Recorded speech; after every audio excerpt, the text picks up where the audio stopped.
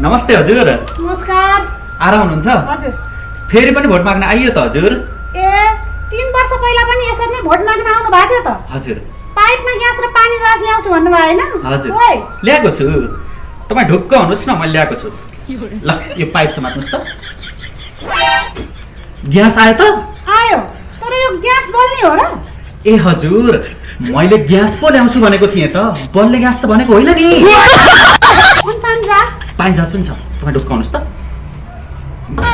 जानुहोस् त, एउटा थालमा पानी लिएर आउनुहोस्।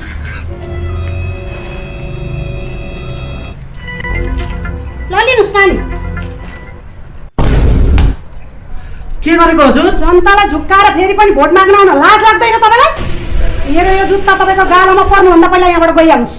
गाउँ गाउँबाट उठ बस्ती बस्तीबाट उठ गाउँ गाउँबाट उठ बस्ती बस्तीबाट उठ